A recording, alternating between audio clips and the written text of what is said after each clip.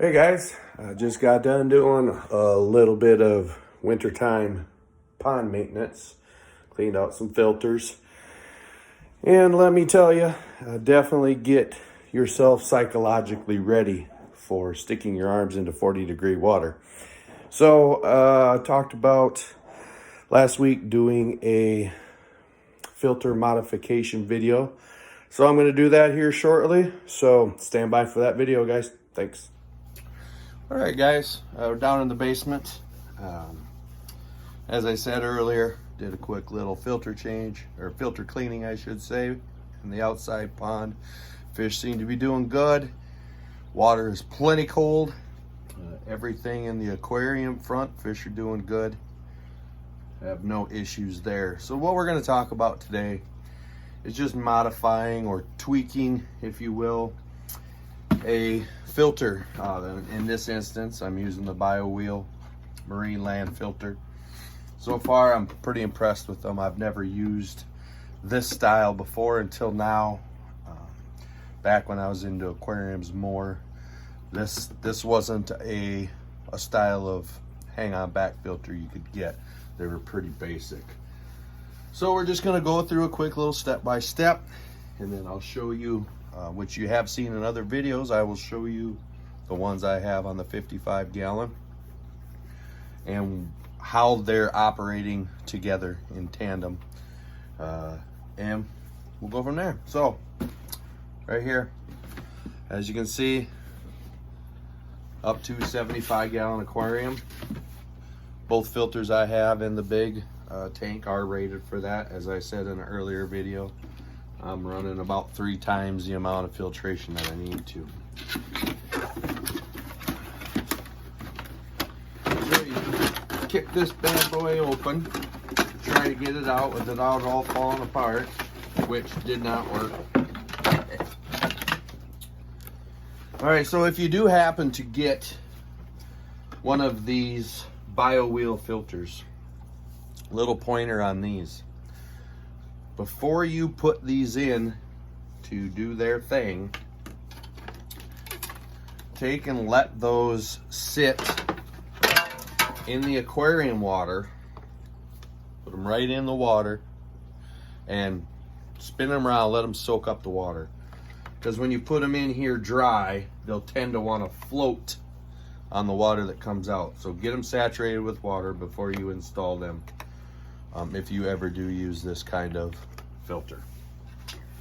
So with this project, we're not doing anything with these, and I will not be using this filter. I'm just showing you guys what I do. So we can set these off to the side.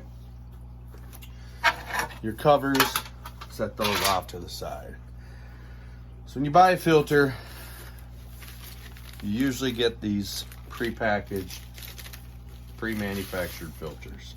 You got your floss, your carbon inside. As you'll notice, I mean, probably only about 40% of these little spaces have any carbon in it anyway. This floss is pretty thin. It is, I would say, a fine texture. They're only designed to last for 30 days. And you're not gonna get much more than 30 days out of one of them. So I usually take these, throw them up in my storage area where I've got extra filters, all that fun stuff. So I do have them in case of an emergency. So those are something we will not be using here. This is your import stuff. We don't need to discuss that. Instructions. So typically you have big open bays like that, okay? First thing I do is I take that filter, and if you have a pond, you probably have filter floss, filter media laying around anyway, okay? If not, I would recommend going and buying some. These are probably gonna run you $9 to $10 a pack, and you're gonna get 3 per package. You can get a full big piece of filter matting for like $15. And as you can see, I can get one out of that much of it. Now I've cut other filters out, so this is just scrap. But I'm able to use these scrap pieces for this. You're gonna be able to get a lot of these filters for $15, okay? So then, obviously, set this on here, take your scissors, cut the shape of the plastic frame. If you cut it to the size of the floss, it'll be too big, it'll be bulky, it'll curve. Some instances I put them in there curved, depending on the style of the filter. So, like I said, put that on there, cut out your shape. It's as simple as that. Once you got your shape cut out, that'll sit on your back side. That's your main filtration. As you'll see, there's 2 slots. That's your main filtration, okay? Now this one has bio wheels, so we don't really need to add a bio stage in the filter, because that's what the bio wheels do. So we don't have to worry about that part. And then for the carbon aspect of it,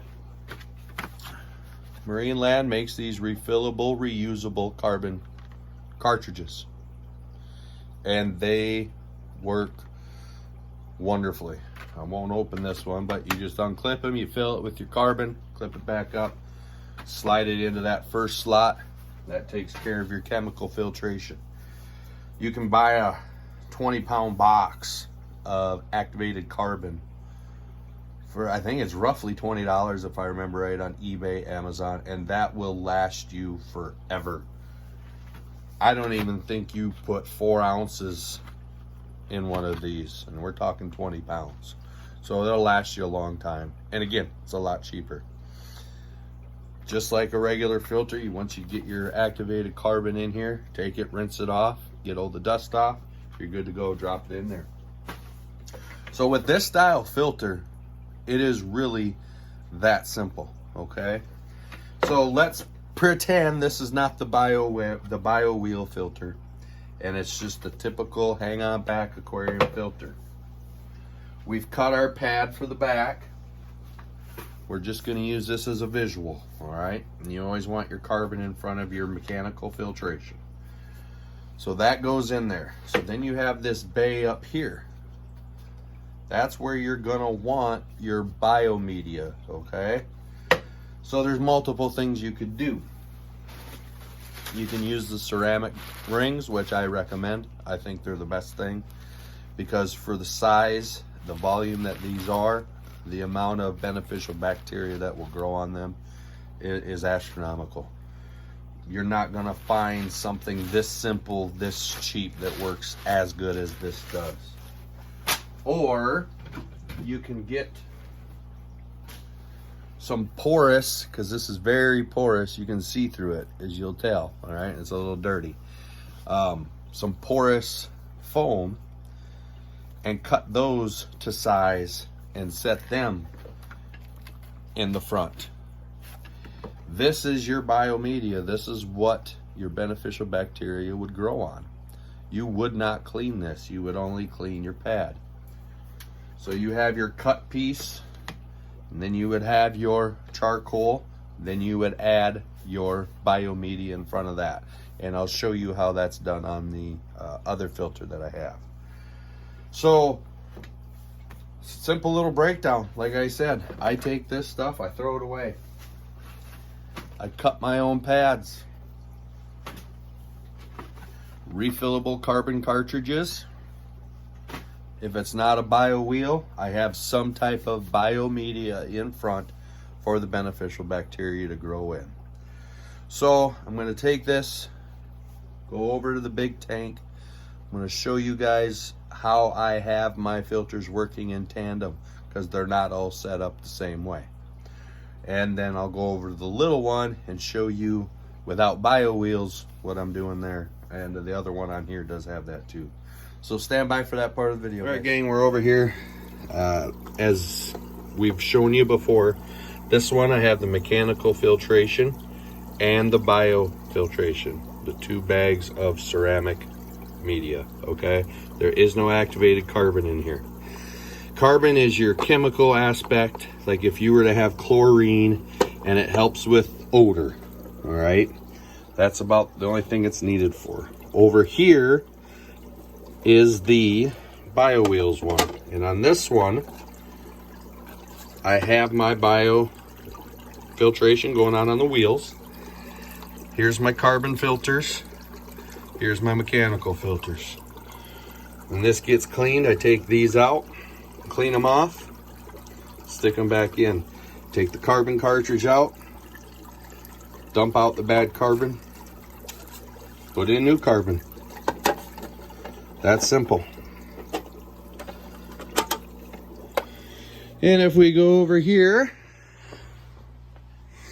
you guys have seen these before. Again, I have a ton of biomedia in that filter. That's, like I said, that's an in-tank filter by Tetra. And here, got my mechanical, and that sponge right there is my bio. There is no carbon in this one. And it doesn't stink either. So there is no carbon in this one at all. And then it's got the biofalls as well that it collects beneficial bacteria on. So in a nutshell, that's what we got going on. And I got this guy added there too for the beneficial bacteria. So that's how it's all working together to do what filters need to do. And this is just a cheaper alternative. What I've showed you is just a cheaper alternative to buying the pre-packaged filters, because it can get expensive. All right, gang, that's gonna wrap it up for that video. If you have any questions on, you know, any other things, let me know. Like I said, post a comment, ask a question. Next video I do will probably be the kind of kois I have, the names of the koi. I noticed a lot of guys have videos on that, so I'm going to do the same thing. And like I said, if you got any questions on these filter modifications I make, please feel free to ask. And as always, keep on investing, keep on improving, and we'll see you guys on the next video. Thanks for watching, guys.